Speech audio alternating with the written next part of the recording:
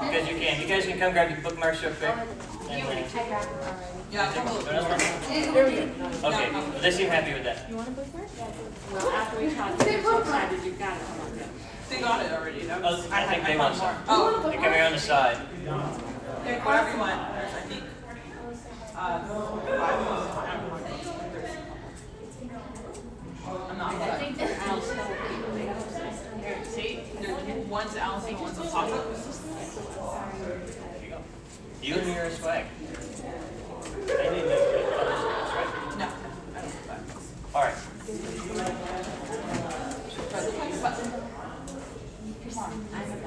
I wouldn't know what a button girl's supposed to look like. That's your button girl right there. That's, oh, okay. Very well then.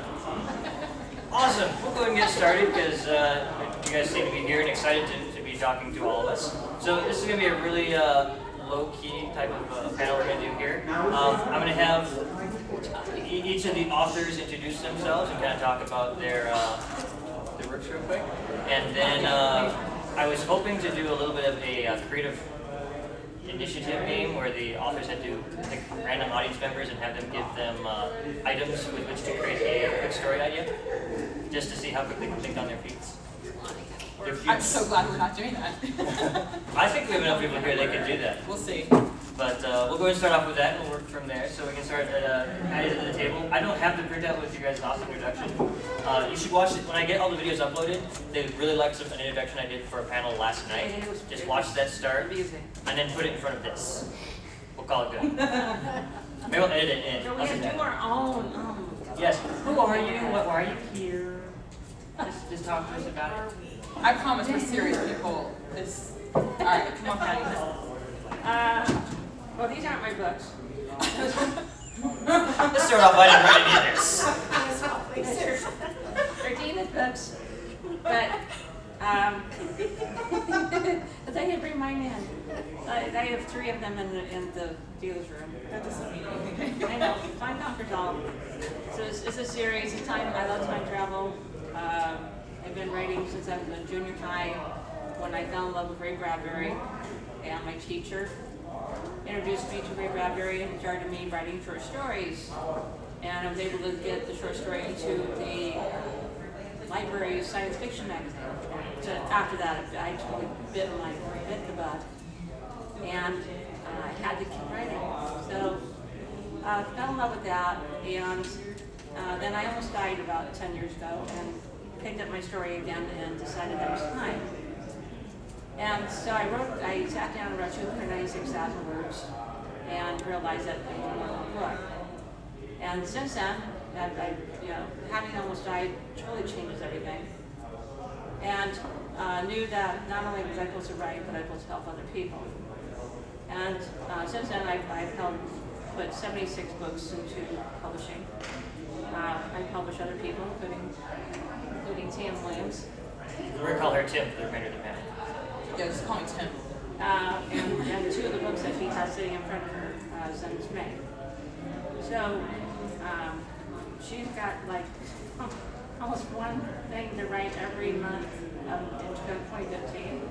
Totally scares the crap out of me. Her. The one who's not ready. So I'm a lover of science fiction and fantasy, and some more. And obviously science fiction is something I'm really passionate about. I love anything with some romance, because certain science fiction authors have told me, you know what, even science fiction people love sex. Who would know? I've seen Battlestar Galactica, the new one. Yeah. So, into all that stuff. So I have a lot of different hats. I do editing, I do cover. I've been a graphic designer for 14 years. Worked in a print shop that actually produced books. So I also am managing editor of a pop culture newspaper called The Wad. So if you have any short stories, if you have articles you want to write, let me know. I got cards. I'll pass them out. Next up. Hi, too short. So I'm Deena Remiel, Too short. and these are my books over here. I write paranormal. What's that? Oh, I heard that. She's only a foot taller when she says it. short on size, large on personality. We always say, okay. Snacker side of that. I didn't see it. I'm totally cool if you're getting hit for what I said. I'm okay with that. Okay, so these are my books. I write paranormal, romance, urban fantasy. All of my books, there's always either a happily ever after or happily for now, because I like happy. But that doesn't mean I don't go dark. I write very dark. I write the struggle between good versus evil in all things, whether it's a supernatural realm of paranormal, or even romantic suspense, where people are even more wicked than Satan himself. So I just love to study what motivates people to be so wicked and evil. And then I love making characters that can overcome it and make everything okay in the world, because I'm an idealist at heart. People have said that my books are a mixture of dark and snark, because I like to have a lot of repartee between my characters, so you may enjoy that. I've been writing since 2009, published in 2011. I write for a couple of publishing houses and also write for myself. Book Waitress is my own series from Firewalker Press. The Brethren series is partially from Decadent Publishing, and then Trinity and Angel Rising is mine. So yeah, that's me. By day, I'm a mild-mannered, goofy English teacher of 6th graders, and then as soon as I get home, I turn into the woman who sits down and has tea with Satan, and then takes angels out for beers and repeats it later. That's me. I'm T.M. Williams, and I'm also known as the Accidental Writer. About late 2012, I was listening to a song. My background is business and marketing, so I was going to write this little marketing spiel, and it turned into a full-length science fiction novel. So didn't know that's what I wanted to do, and that was Bohemian Grove. Got published about 6 months later, and so that's why I'm called Accidental Writer. Haven't stopped writing since. This is not my book. We're all kind of moved over. So this is Alice Hill in Silent Wonderland. It's kind of Alice in Wonderland meets Silent Hill. The Apocalypse was originally a novella that became a bestseller and turned into a full-length novel. And it's a zombie book. It's fast-moving, conniving, manipulative zombies. I've been saying it all day and I forgot how to say manipulative. And then this is the first in a trilogy, and it's based on ancient aliens. I write primarily horror. I have a book coming out next year called Children at the Windows, based on black-eyed children, and have a mystery novel coming out. Some of you guys grabbed the bookmarks on it. So just keep on books, primarily dark. I'm not always a happy ending person, so opposite. I don't like happy endings. That's my story.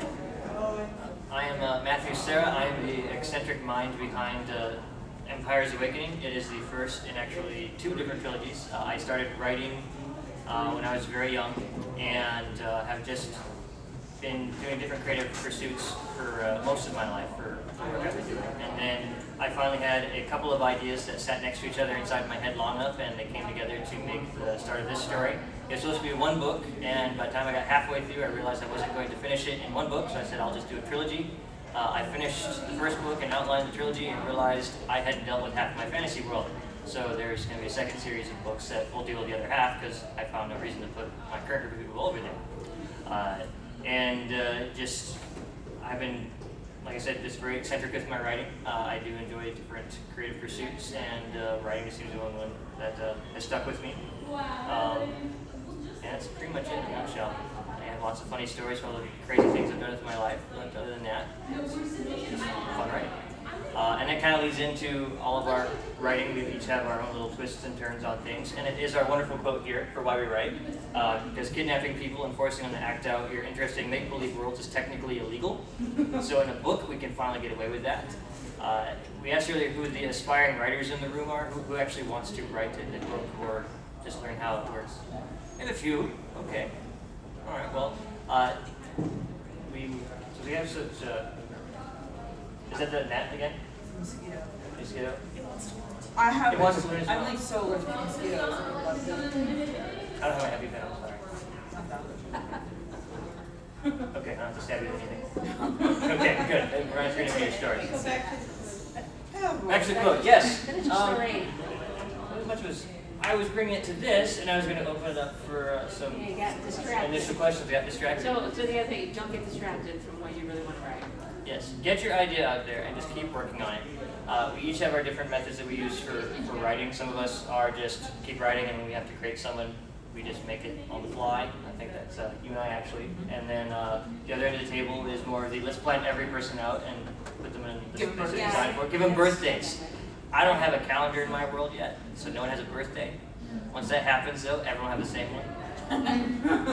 So if you want to comment on your, you are the Well, do you guys method. have any questions or directions you want this to go in, since this is more for you guys? Yeah, it is for you guys. Where would you like it to go? Questions out there on Yeah, Reddit? definitely ask. We have writers in here that should be asking questions, because they're not here with us right now. We'd like you to be. You've been smiling. Okay, you're very outside. Question. How do you, what tips do you have for creating characters that aren't like Mary Sue's and just the typical characters that you will see everywhere? What tips do you have for creating those types of The characters? Mary Jane characters are probably my biggest pet peeve. When I read a book, if the character is flawless and then everybody else has got their flaws and this person figures everything out, as a reader, nothing drives me more insane. I want my characters to be flawed. So the most important thing is to remember that everybody is a flawed human being, and try to think of the people that you have in your real life and think about, nobody's good and nobody's just evil. We all have quirks to us. We all have things that are, like we have endearing qualities. At the same time, we have our own quirks that probably drive people insane. Just think of people, maybe the more colorful people in your life, and start writing characters based on them to just get into the habit of trying to think of what is different about different individuals. Just remember that the other thing is to have a good beta reader. And if you have good beta readers reading this, they'll tell you this character is not popping off the page. It's very two-dimensional. And you need somebody or an editor or a beta reader to say, listen, can you work on this character a little bit more? Or they'll tell you, I love this character, and you have that conversation. What is it about this character that you love and stuff? And just develop a craft from that. Writers groups, writers workshops, just always working on your craft. I think we all start off writing pretty two-dimensional, and it's just working on it continuously will develop that. I come from a psychology background, so I approach my character sketches with personality traits. I explore what personality traits there are, and if you go into psych books, then they really flesh out all the quirks, as you say, of different personality issues. Like I could have a character that's has narcissistic personality disorder, so that person's going to have a set of personality traits that I can work with that are pliable. But in addition to that, I'm going to choose a different personality trait that maybe is juxtaposed, maybe it's a complete opposite. So you want to take possibly two different attributes of a person and blend them together so that they themselves are a mixture of what the heck, they're struggling with their own sense of who am I, and in one scene they may be acting this way, and then in another scene they may be acting in another. So I strongly recommend getting some psychology books, even the flimsy ones that are in the Barnes & Noble or whatever, that are self-help type things, so that you can really delve into what are the different attributes that people hold, and then start mashing them together to make those unusual, unique characters. I study people. Everything from their eye colors. They're interesting. I met an Egyptian one who got the most interesting eyes you ever saw, and I had to know right away. From some. I'm sorry to ask you, but what nationality are you from? And he said he was Egyptian. Of course, that's just totally cool. So he said a lot of Egyptians have those colored eyes. He had like double colors on his eyes. So you see this, you find things, and then also names. How do you find people's names, your characters, and you pull people that you find really interesting names from people that you meet, and you write them down, and you have like a long list, and then you figure out who the character is going to be. And obviously, depending on what your time period is, where they're from, You have to consider all those things too. So historical as well. So you study people, you find out things about them, and no, nobody's perfect. So we all have to overcome things. And I think that being a little older, I find that I learned a lot more. I know it's kind of weird that way. So I was able to write better because of the fact that I've already gone through a lot. And so I was able to apply that in the story. And my characters had to get through it. And I put my character through a lot. And she's not even done yet. So I feel bad for her. So you learn those things. Keep going through.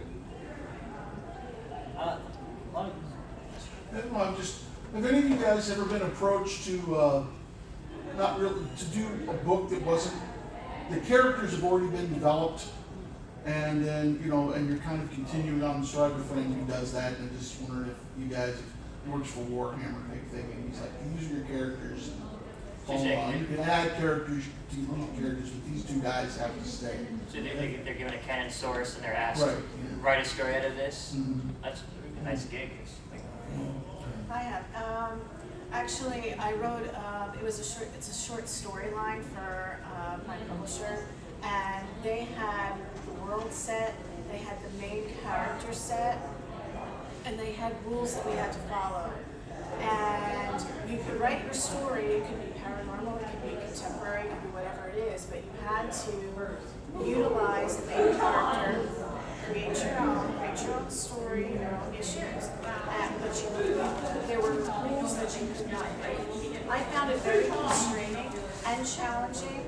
I really am not interested in doing it again because I am so used to making my own worlds and my own rules and sticking by those. That was really difficult to stick with someone else's fabricated world. I have a friend, Marshila Rockwell, where she writes Dungeons and Dragons books and stuff, and she's actually licensed to do it. I think it takes a certain type of writer that wants to do that and probably has to love that world, which she does. I personally haven't been approached, but I have a book, this one, Alice Hill, which has actually been opened up to other authors to take on the characters and write a spin-off story, so I'm on kind of the opposite end of that. Personally, I think if somebody approached me to do that, I'd probably say no. And I think it's just because I have the freedom now where I can say no to certain things and write what I want to write. So I think it's a certain type of author that probably does that and enjoys it. I'll be the oddball and say I totally would if any of the people that own the canon for Star Trek, because I have done lots of creative writing. There was... I take it back. I would do Star Trek. No, you already gave your answer. You're out of the running for Star Trek. It's mine now. They come to you. I just read Dribbles of Data, so I can. This is true. You did throw dribbles at data, so that's fine.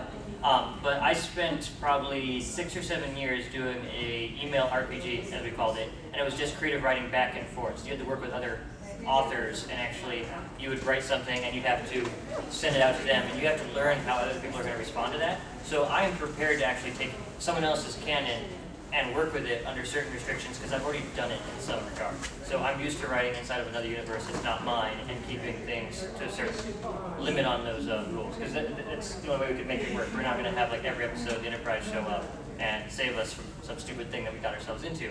It just wasn't going to happen. It also was quite helpful because I had to learn to let things go, because I had probably 7 or 8 other people that were in the same exact story location that were adding their own twists and turns as we went along. So I had to just step back at times and understand that this is not just my work. So that helps later on during editing as well, so you're not overly attached and get heartbroken when someone doesn't like something. But yeah, I would definitely do it. I'll take that on. I'll be the. Why do you ask? Well, I just was curious, again, what your take would be, whether it be something you would enjoy, or, just for people longing to get into writing, if that would be a way to go. If you've got the connection for that sort of I would probably take it. I mean, that would definitely close some of the footwork on it. I mean, no offense to Brandon Sanderson, the one who finished up The Wheel of Time, but I didn't hear about the guy before. But he finished Wheel of Time, and now I follow some of his work and everything else. Like, The only challenge with that, though, is you have to come because the fans of those worlds are usually really harsh on. Yes, you have to know your My stuff. friend had that problem. It's Yeah. like, he wrote like five books. Most of them were fairly well received, but then he get slammed on a couple of them. And of course, that's the way with fans and anything. when you get, 10 guys that have watched the Lord of the Rings movie, and it's like, how can you take out that part? That's the most important part of the book, and they totally, didn't put that in there. That came up at the panel last night. I used that exact same example. I was that guy for the Two Towers movie. Like, what are you doing here? What's going on with this? But yes, fans are very attached to our works more than we can If be it's a created sometimes. world, they're going to be more harsh than normal. Because if you create your own world, they can't. I mean, they can maybe critique the way you created it, but it's still your world. So, We'll stop them from saying they'll be touchy about it. yeah, it's something I would probably take on case by case to see. Kindle World is out there. It's a huge benefit to a lot of authors who are trying to stretch their wings and become more visible out there by taking on established worlds and writing for them.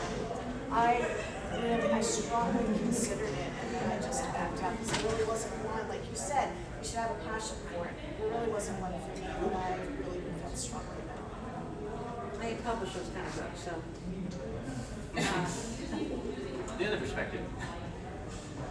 Well, I mean, I came up with the idea of opening up the world for, she said when she was going with the books, stories, and I said, well, there's a whole world here.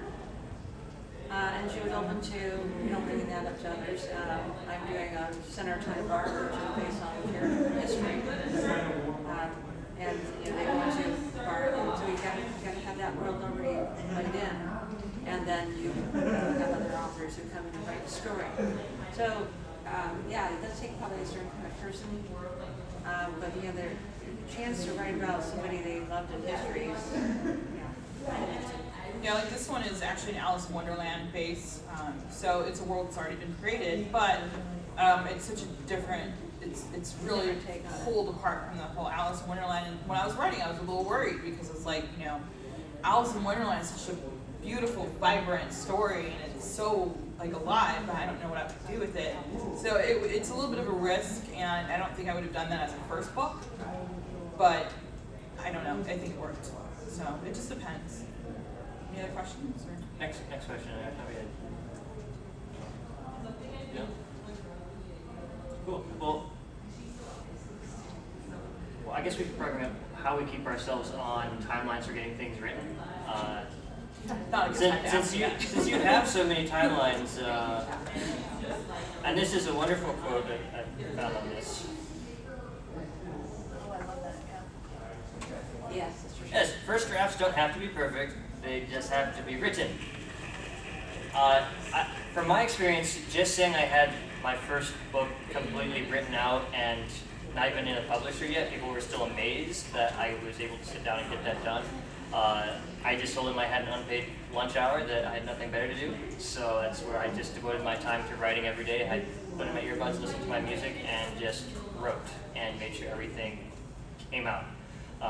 And that's kind of just how I made sure I got mine done. Now I don't have that. I struggle to get time to write, but I do try to plug it in a little bit here and there. But since you have so many of these coming up, do you want to go next? You want to wait till they answer? There's this quote, and I'm obviously not quoting it correctly, I forget who said it. Deadlines are that wonderful sound it makes, that whooshing sound as it passes right by. I've heard that. I mean, yeah, I talking to our project managers at work. I don't think I've ever made a deadline. And I do business journalism too, which the deadlines are even more insane there. Like you have to have it by midnight, and it has to be edited and stuff. And I even push the envelope on that one. And it's I'm probably a thorn in many people's side because of it. But you can't rush perfection, is what I say. Is this after you've already, talking about, timelines where if you don't have a book published, then you're never going to say you need it out, whatever. So this is after you've been published and established. Right. If you're writing fiction, you're going to have a polished, completed manuscript before you can get a publisher. So obviously, there's no issue for a deadline because the book is done. But once you're signed on with a publisher, you're going to have deadlines, and most publishers now are looking for people who can write multiple books. So a lot of publishers aren't looking for that one-off perfect book. So yeah, once you have a publisher, you're going to have deadlines, and you have a publisher like her. She likes to write 7 books in a year. So I sense some dated emotions here.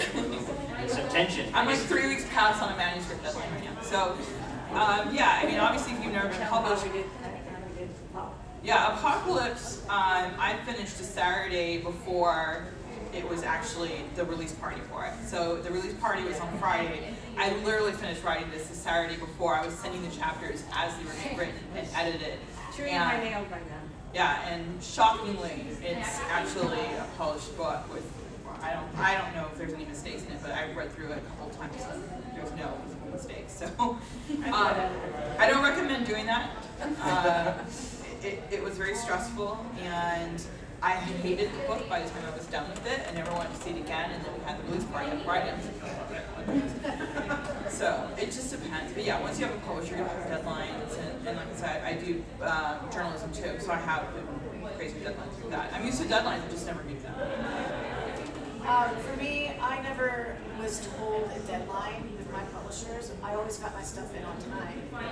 Whatever that time is. It was just like they never like poked me and said, "Where the heck is your manuscript?" I just Oh, that's a lovely feeling. You should try it sometime. well, I guess I'm a lucky one. But also, I self-publish as well. And in that regard, if you're choosing to write, even if you haven't published yet, you can set deadlines for yourself. Because some of us need that for motivation.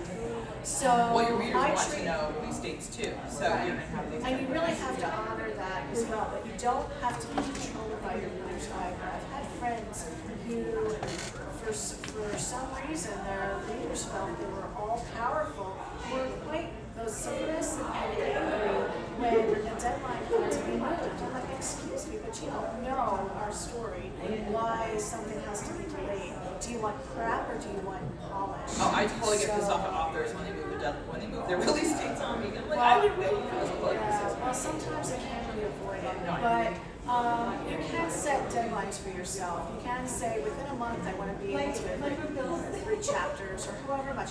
Really examine what it is you want to write, even if it's in a month I want to have a first chapter written.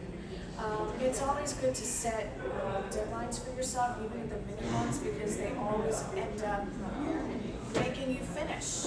If you don't, then there's really no goal, and goal setting is so important to writing, to anything in life. And so if you do goal setting for yourself in your real life, then you want to goal set for yourself when you're starting out your writing career.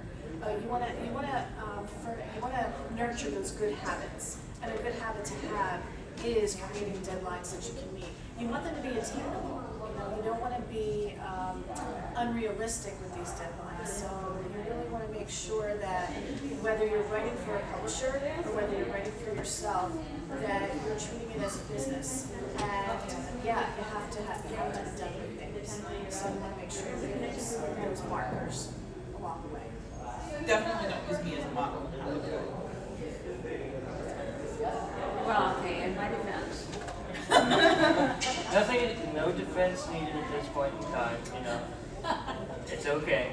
some people really want their books at a certain time, so, and this is my job to make it happen. So, yeah, I do the best I can with the time I do. And sometimes it works. And it works really well. I got a perfect.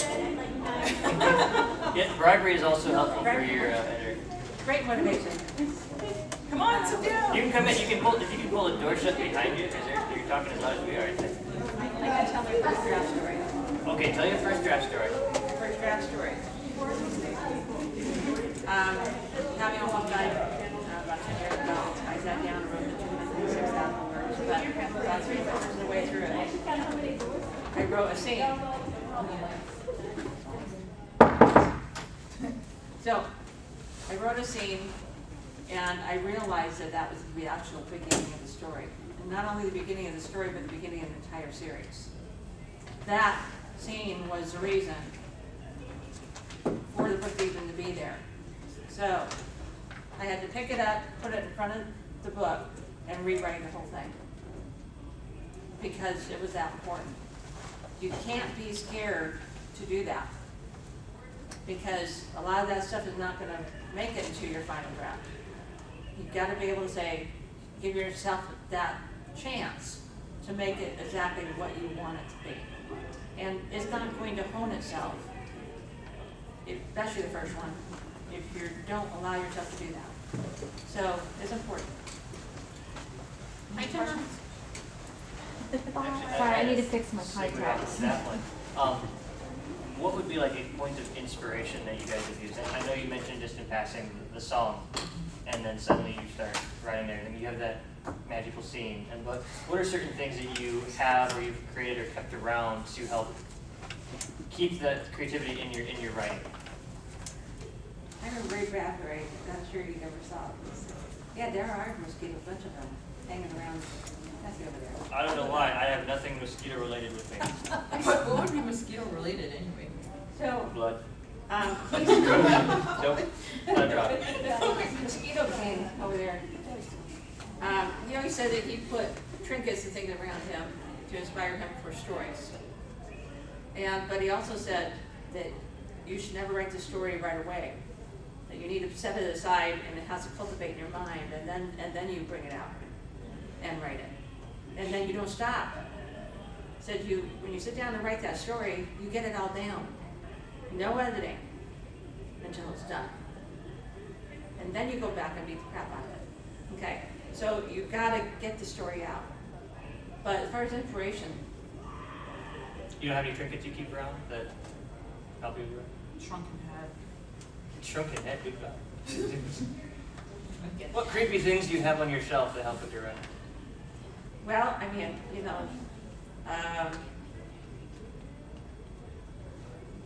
obviously I keep certain books around that obviously Ray Bradbury stuff. And a lot of signed autograph books of people that I've done through the years. They've done it, and so, that definitely helps inspire me. I have, in my office, I have framed posters of my book covers hanging on the wall.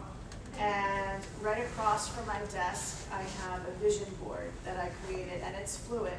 And a vision board is basically you tacking up what you see you as in a few years as an established author. So up on that board, first of all, I have my favorite authors, my favorite mentor authors. I have their pictures up. So my picture's on Absolutely, front and center. It's the big And crown. yeah, and then I have a sign that says New York Times bestselling author on there. And I have a red carpet, a picture of a red carpet, a runway. And I have other things. So things that I want to achieve and I want to accomplish, so that every time I'm at my desk and I look up, there it is, reminding me that's where I want to be. I also, as inspiration, have Superstition Mountains. They are what inspired me in the very beginning to write the first word of my first book, Trinity. So whenever I drive home from work and to work, I actually get to see them every day. And I call them my mountains. And Superstition Mountains, just the word superstition, led me to the arena of paranormal and urban fantasy. So I credit all of my writing to those wicked superstition mountains. For me, to my readers, when I wrote Bohemian Grove, I'd never written a word of anything in my life before. Like, I barely wrote emails. So when I wrote that, I was like, this is a fun story, but I thought that people would tear it apart and think it's crap. And when I got my first review back, I honestly thought that it would be a 1-star review, and they would say, I don't know what this person's doing, they were gonna call me out, I can't believe she got published. So I was waiting for that moment to be called out as a fraud. And it was like 20 reviews later, and I'm like, it still hasn't happened yet. So it was my readers, and then I started getting more and more feedback, and people started falling in love with the story. And they started to fall in love with the characters, and they started to love the characters as much as I love other authors' characters. And so it was just this really empowering experience to have somebody come to you that you've never met before and say, wow, this is crazy, I love this, and they get something that you wrote that you were trying to get across the paper, and they have that moment where they figured it out, and you're like, that's why I write. So for me, it's my readers, and I have pretty awesome readers who are always sending me emails and just as excited about release dates as I am, and they're emailing, when is this coming out? So the excitement from the readers is probably what keeps me motivated. And it's good that they like it, because I don't know if I'd keep writing if they hated my work. So. I'm a mix of enjoying creating worlds and you mentioned earlier you have a background in psychology. I took the other half of it. I studied sociology and social psychology. No, well, psychology is one brain at a time. Sociology is how more than one brain at a time interacts with each other. And it's a very similar field because a lot of things that apply to that. So I like how groups of people interact and studying how that works and just understanding that there's more than going on than just what's inside that person's head. There's also everything in between their head and everyone else's. And I just, when I first sat down to start writing or even creating the story, I had to have the world everything was going to occur in. I had to start envisioning what sort of scenes and places we would see. And I actually have a really bad picture I did of my world map. I had to use colored pencils. Coloring in deep ocean, by the way, with a colored pencil, you will destroy that thing. This is actually on a 24 by 36 sheet of architectural blueprint paper. And yeah, see, this is also curled up most of the time, so I had to have things hold down the corners while I took the picture with my phone. And the story just starts like in one little spot, but I had to have multiple places for everything to go and things to be, so I could have all these locales. I have like country. What was that? This should be your book. Well, I would love to, but I want a better version. You know, I'm not the best artist in the world. This is what I write, by the way. As readers, wouldn't you guys prefer the author's drawing over? Yeah. I think Hey, that'd be cool. I graduated colored pencils, okay? Oh, sorry. Right. I made not the colored crayons. pencils. I've always hated crayons. Don't How have me dare box you of say crayons. crayons? Colored pencils, markers, I'll take. But I enjoyed that part of it, and I also am a very big fan of like real, actual geological sciences. So I even had to think of where mountain ranges would be and why, and like what sort of things would happen over time for these different areas. Yeah, I can see there was a really bad earthquake right there in the middle. Oh, you mean the mountain ranges going through here and then come around? There's ice areas because it's north. But that's kind of the things I like to have around. I like to have different pictures and different visual inspirations for those things. And that's one area where people usually enjoy my writing is that I will put them right there into something. And it's because I have spent so much time creating exactly where I put that character. I have spent probably pages describing locales and everything, and sometimes it can be annoying. Some authors just go way over the top. The Redwall series, I know it's a children's book now, but the descriptions of the food in that book series, I was always so hungry after that. It's like, this is nothing I should be eating, like maple leaves and all this. It's like, this sounds delicious by the time they're done with it. I don't know what they were doing Eating in a their maple spare leaf time. while you're reading a book. It's like, I'm just gonna munch on this, because the way they described it, you know, good to go. I've had that happen with hamburgers, but not with maple leaves. No, you should read their food descriptions. Like, it's like, wow, no one should be eating this, but God, it sounds great. It's wonderful how they did that. A little crispy. Crispy. Okay. And I had the palace story. Palace that I Oh, the palace, yes. Yeah. Talk about your palace that you. I created the palace for the characters in my book 12 years before I wrote it. And so when I was cleaning up after my near-death experience, I found it. It was a palace that I had already written out on dot matrix paper. So for those of you too young, sorry. But it was, and I had written the beginning of the story. And her character changed. I changed her name because she was no longer who she was because I had changed. But Parker, my main character, has always been Parker. So Parker here, Parker there, and Parker everywhere. So I took that yellow dot matrix printed copy, and that's when I started writing. But the palace pretty much stayed the way I wanted it. And the reason that's important is because certain scenes happen in the palace.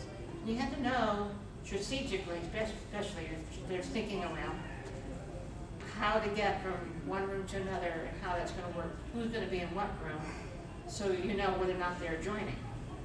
These are all intricacies that have to work out. So. Okay, so actually, coming off that one, I have one additional question, just a question that we can all share relatively quickly. And then you had some stuff you wanted to give away, and I have your guys' book trailers we could show off if you'd like to do that. But what is the silliest detail you've ever included in your stories? Like what is like that most minute thing that you've included to kind of add to that richness? That because it is definitely important. If you're ever going to write a fight scene, choreograph it, understand how the footwork works. Look at I would actually from your guys' conversation last night. Watch some Highlander, okay? Yes. There's some good sword fighting scenes in there. Watch what's actually going on and take it from that angle. But what was the most minute detail you've had? Well, I did have to choreograph certain scenes for sword they were fighting. Actually, it was the detail of the first assassination attempt. How she had to crouch, where she had to crouch, whether she could do that. And then as the one dead body fell on her, how that was going to have to happen. And because she couldn't get up, how would that affect the scene? So, and tigers, I had to deal with the tiger. So that was interesting. So So tiger in there. dealing with bodies and crouching. Is that, well, the tiger is an important part of the book. So how you communicate the tiger and having all this happen, the whole choreography of the particular scene was intense. Okay. So, minute detail, but adorable. So, in Angel Rising, Gabriel, Brethren Protector, he's an angel, very straight-laced, very serious, and to the point, he's always in Armani suits, and he's very well coiffed, always has his hair gelled, perfect, tie always straight, right? I'm one of those. You know one of those? You can be one of We those. write them into your book. Awesome. We already have. Told you you'd be hot work that, yeah. So, Mr. Gellman, right? He's on. Well, he's been working with Hannah for quite a long time, and Hannah can teach him a thing or two. And so he's starting to loosen up a little bit. Maybe I should learn a thing or two from this woman who's so free-spirited and all this kind of stuff. And so one day he decides to cut loose. He's gonna be really free. He doesn't put hair gel in his hair that day. And that's the detail. He says, I'm not gonna put the gel in my hair today. And she notices, she comes into his office, she's like, wow, you look a little different today. What is it about you? And your hair looks a little different. Yeah, I decided not to gel it today. So that's a minute little detail that in the scene itself, it's quite adorable. I like to do secret messages in my books for my readers, so I like to do little things. If they're paying close attention, they'll figure it out. I also like to put people I know into my stories, and it'll be something that only me and they know that's in the story. And we actually have a writers group. We meet at Denny's every single week, and we've been doing this for well over a year. And so the servers all know us and everything. And there's this one server, you were there that night, we were putting together little candy things for a giveaway. And I'm really big on giveaways if you guys haven't figured that out yet. So we're putting this candy thing together, and I was giving it to all the servers, like, hey, you guys want candy? One server comes over, his name's Oscar, and he takes the candy, and he's like, oh, this is the good kind of candy, like the nerds, like the, brand candy. And he starts telling us a story about how his mom always used to have crap candy. And he starts telling us, and he's like, yeah, it's because we're Mexican and we don't get the good candy. And we're just sitting there looking at him like, I cannot believe he's just telling us a story. And like, I'm writing that into my book. And then the next week he came and he had another story. So I have this character in this dark mystery book, which is really, really sad. And he's like my comic relief. And it's this one deputy in my book, his name is Oscar. And in the middle of this really dark moment when people are like freaking out, he starts telling stories about candy and these really weird thing. So he's just this really weird character in my book that just says really weird stories in the middle of a really dark moment. And it's kind of my little tribute because it was like, you just made me crack up for 2 hours, I'm gonna put you in my book. And he's like, oh, I'm gonna send that book to my mom and stuff. I'm like, well, now she's gonna know you think she has crap candy, but go ahead. So that's my little weird thing I do for my readers and stuff. The other thing I do offer friend contests and stuff on my fan page, so I let people nominate somebody they love to be killed off in my book. And I do that for so I had 2 people that were killed off in this book. And I cannot tell you, and I say you have to tell me why you want to nominate them. The stories I get from these people, I want to nominate my mom because she's the sweetest person in the whole world, and I just think she should be killed off in the most gory way possible. And she would love it and stuff, and then, I think she was one. Her mom wrote me, "Thank you for killing me off, it was such an exciting moment." And people are nominating to get their friends and loved ones killed off, and now it's this thing where my readers look forward, they're like, when do we get to kill somebody off? And, so it's just these little things I do for my readers and stuff, and it's just like my little thing for them, and they think it's great. I don't want to be nominated for anything to do with your story. Oh, that's one of the stipulations. You have to have a good sense of humor to be nominated, and you have to be okay with being nominated to be killed off. So, you don't want to be nominated, you don't get nominated. Which one are you saying I don't need? I don't nominate anybody, so. And I do have nominations open right now for my next book, so if you guys want to kill somebody off, go ahead and nominate them in my book. You get all the contact information afterwards, you can send to her. There's a couple of odd details I always feel compelled to include. I have to have official units of measurement of some sort in my story. I don't understand why. Like fake ones? Or real ones? I want them to be standardized. But Like your standard, not like millimeters or... Actually, I have tried to use that as a model. The metric system is my friend, and then I have to go some other places. I have differences in societies. One of them has a very standard system for everything. It's just how the culture of that society was developed. And they do a very strict, everything's about, well, you only have this amount of space, and you have to keep it to the, they're very rules-oriented on that sort of thing. And then everyone else is like, well, it's this far. But I like to say, oh, it's about this far into this room, this is what's going on. This is the distance I have to work with.